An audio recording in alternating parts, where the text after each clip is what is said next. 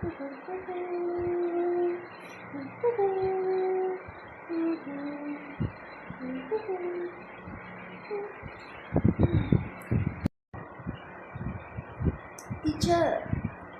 can I draw a sun or draw a star, please?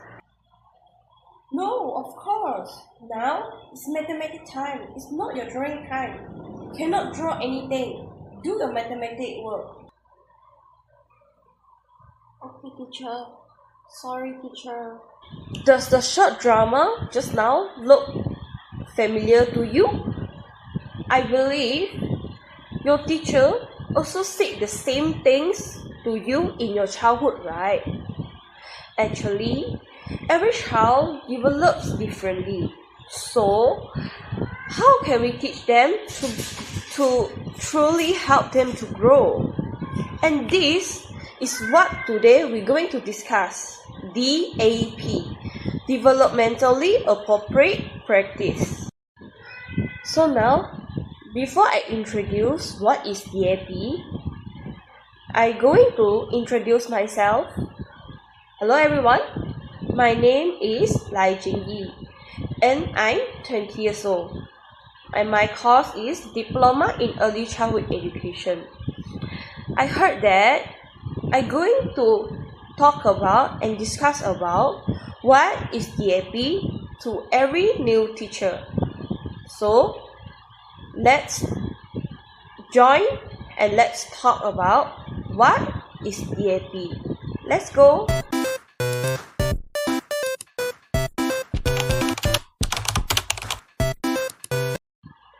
What DAP stands for? Actually, DAP stands for Developmentally Appropriate Practice. It is a teaching method centered on a child developmental. It also emphasizing the design of the activities and it based on the children's age, abilities, interests, and their cultural backgrounds. What? I heard you say, what are the two purposes of DAP? It's a great question. And now, I will going to answer you, what are the two purposes of DAP? The first purpose of DAP is supporting children's all-round development. DAP aims to help children develop their healthy physically, cognitively, emotionally, and their socially. The second purpose of DAP is provide a basis for teaching decisions. Teachers can make their more reasonable teaching arrangements and the strategies based on their child's developmental stages. If you still not understand what I'm talking about, come, I will explain an example to you to understand what I'm talking about.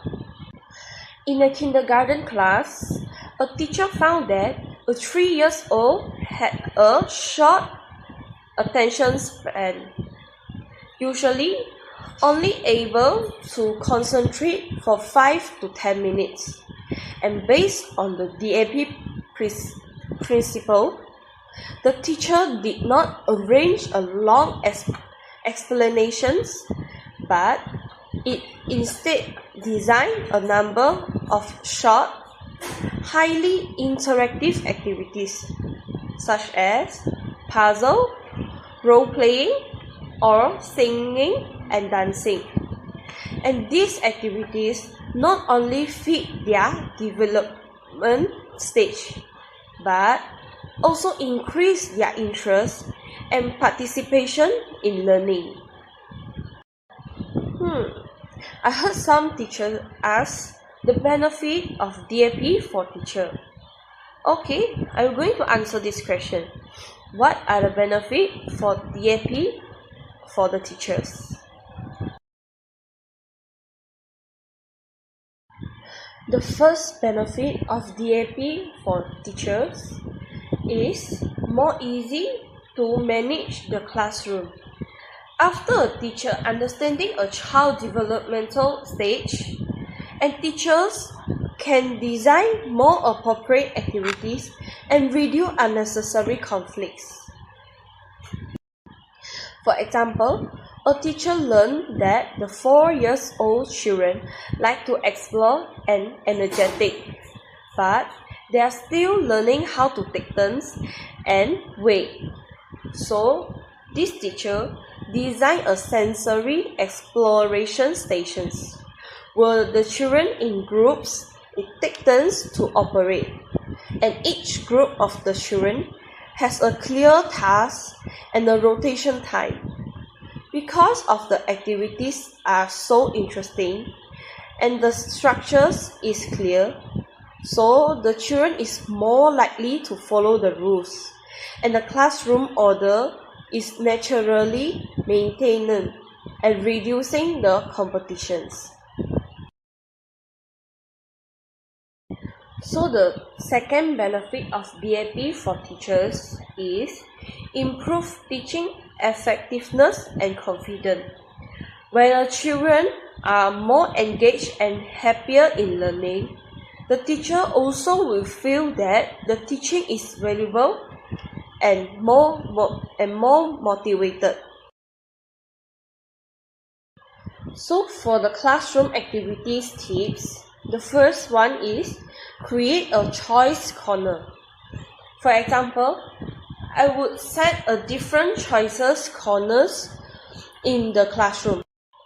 The second of the classroom tip is use open-ended questions.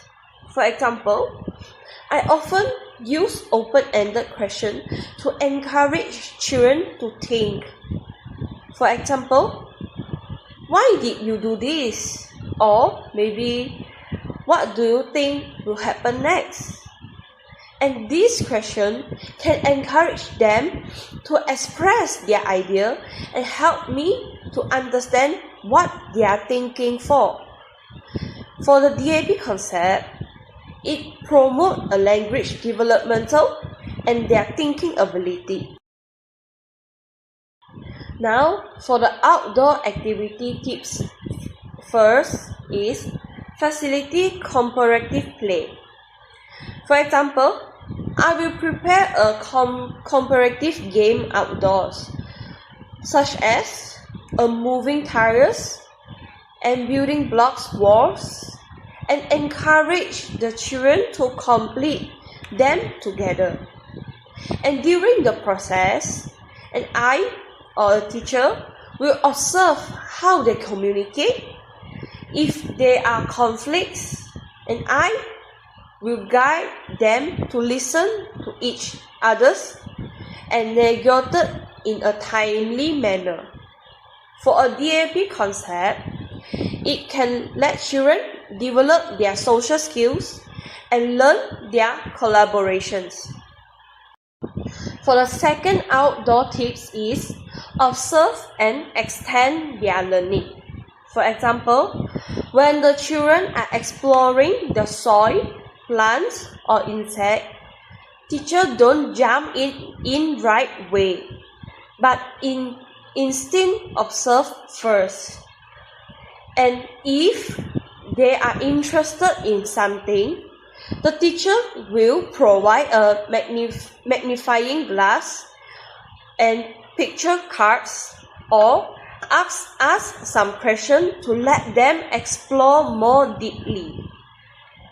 For the DAP concept, it follows children's interests and learn from the nature. Now, I have prepared a question for the new teacher. Have you even seen a child get frustrated by the way they are taught? Or have you even been frustrated by teaching? If yes, what would you do to help them more confidently?